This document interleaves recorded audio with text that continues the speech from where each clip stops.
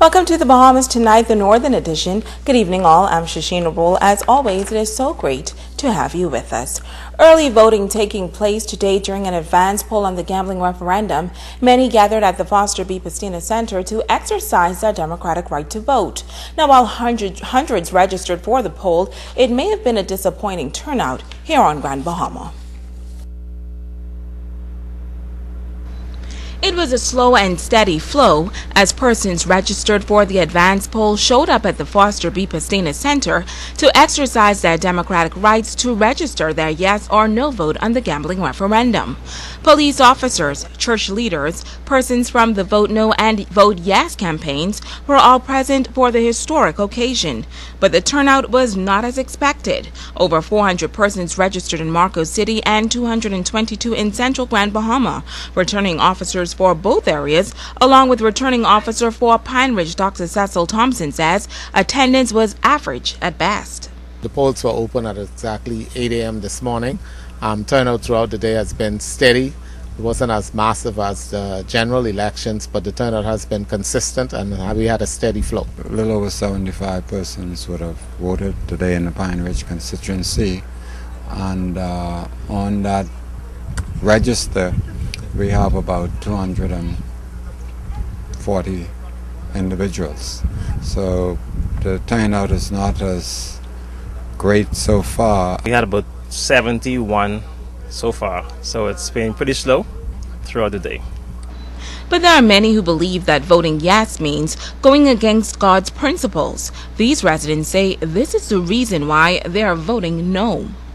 It promotes laziness.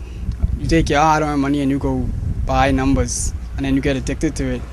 And your children suffer and your family suffer. And people saying we need this, but I don't see where we could possibly need this, because first they say we need this, we say, God, we don't need you. You could sit in the back and we can handle this. That's why I vote no. Increasing crime, and it harms the economy of the Bahamas itself, and it dishonors God. That's the 7th reason why I vote no, and I believe God is and the devil is not. I don't like it. I don't think it's good for the Bahamas, and I know that we will vote no, because that is what God is saying, and it's against godly principles, because it's a game of chance, and we are not to take chance, because we're supposed to believe in our Heavenly Father who provides everything, and He has provided well for this Bahamas.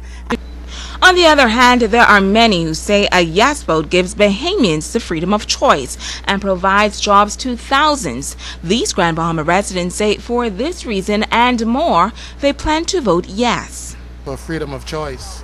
I think as a Bahamian, it's our right to decide whether we want to commit a sin or not commit a sin. And that, I say sin in relation to what the church would call it, but it's just freedom of choice. Voting yes because it's giving the country a whole lot more jobs, and it's another avenue for the government to get revenue in, so we could put it into education, healthcare, all kind of other stuff. Yeah. I'm voting yes because I want to save those jobs, those people that are already working. I want to help and save their jobs.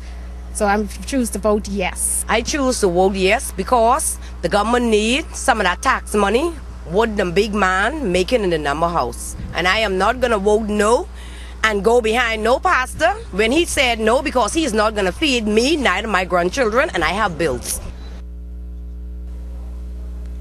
Now, while there is still 1 week left until the official gambling referendum, a local businessman is giving his views on why he believes the nation should vote in favor of legalizing gambling. Megan Shepard has that report.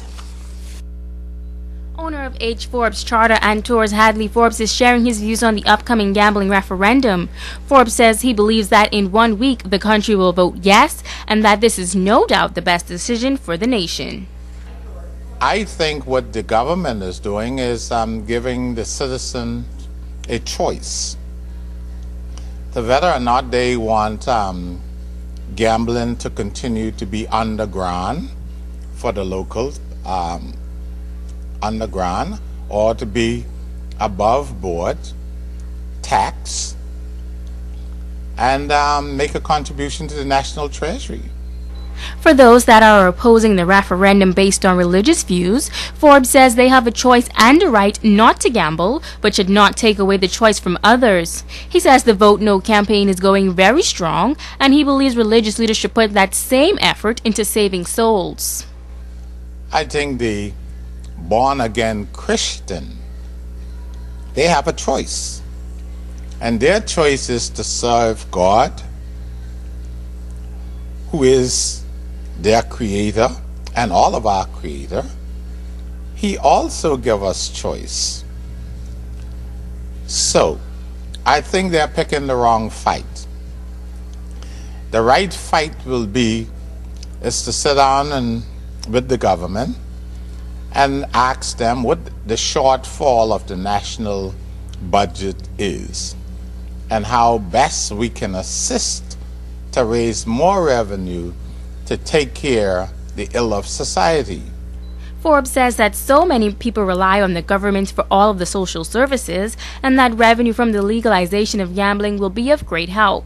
When you take chance to make money. And you don't ask the people who spending money with you where they get the money from. And when the people put the money in the collection plate, do you ask them where they get the money from? And when you send letters around to these companies and elsewhere, these business places, are you asking them where they get the money from? Come on, we got to get our act together. Whatever ills of society, the government is responsible to find solution to it. The church don't give the government nothing. They always sending letters into the government to exempt this from them, exempt them from the other thing. But they don't come up with one solution how the government can increase the revenue in order to make things a little bit lighter for the country. Megan Shepard, ZNS Network News. Thank you, Megan. Well, police on Grand Bahama are continuing investigations into a fatal shooting incident on Grand Bahama on Saturday night. The victim, a resident of Section F in Deadman's Reef, was shot and killed outside his home in a remote area which is off the main highway. Inspector Teresita Pinder spoke with ZNS News at the scene of the murder on Saturday night. Sometime around 6:47 p.m., police received information of gunshots heard here in the Deadman's Reef area, Section F. Reports are that a male and female resident of this area, upon approaching their residence, a male clad in dark clothing approached them and held them at bay. The female was able to escape and ran. Gunshots were heard. Later, upon returning back to her residence, she met the male with gunshot wounds to the body.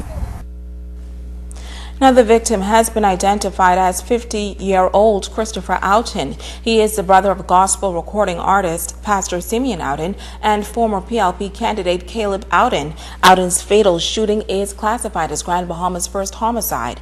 Now, if you have any information that can assist in bringing this matter to a close, please contact police at 911-919-350-3107, 350-3108, or your nearest police station.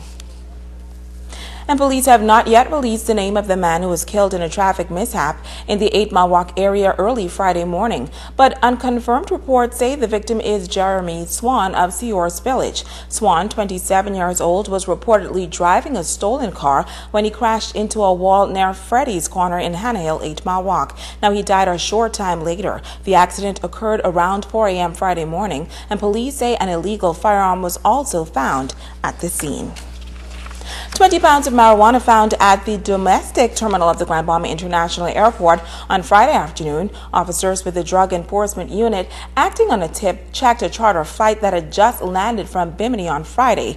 And on checking the luggage of a passenger, they discovered a square clear plastic wrap package and 2 square black taped packages, each containing a quantity of suspected marijuana. Now, a further search was made of a brown box that contained 2 square clear plastic wrapped packages, each containing suspected marijuana. 2 male suspects, ages 27 and 37, were arrested and are expected to be arraigned before the magistrate's court in connection with this matter.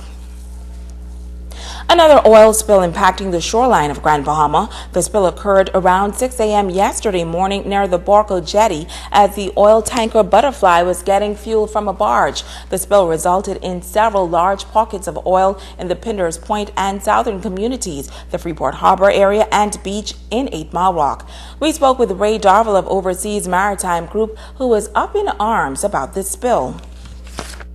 There was an accident that happened about 6 o'clock this morning at Borco on the offshore jetty. We're not clear exactly what's happened, but from what I understand that the tanker Butterfly has the Borco fueling barge alongside, and they're alongside the berth out offshore.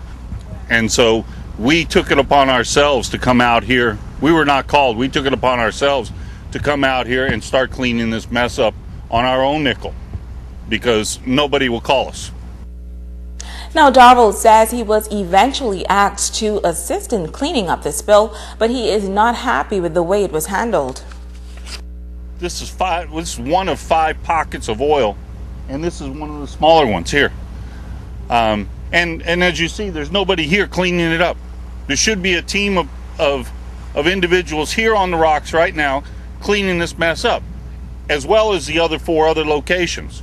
We have been hired by the harbor company to keep the oil from going inside of the harbor and to keep it off of the ship. But what about our shores? Borco has not bothered to call anybody. We've contacted them. They haven't bothered to call anybody to clean up all this mess that are on our shores. Now, Borco just released a statement on this latest oil spill. It reads, the Borco spill management team has secured the source of the release, and on-site crews are responding to the incident as well as assessing and remediating any environmental impact. Current testing indicates that there has been no impact to the community around the location of the release, and the company is not aware of any public safety risk. Borco is coordinating with local authorities to ensure public safety and to minimize any impact to the environment. The company is working diligently to recover the bulk of the released marine diesel before night falls. Now, personnel will monitor the area overnight and re-inspect the area in the morning. Cleanup operations will resume at daylight if needed. Stay with us, there's more news on the other side of the break.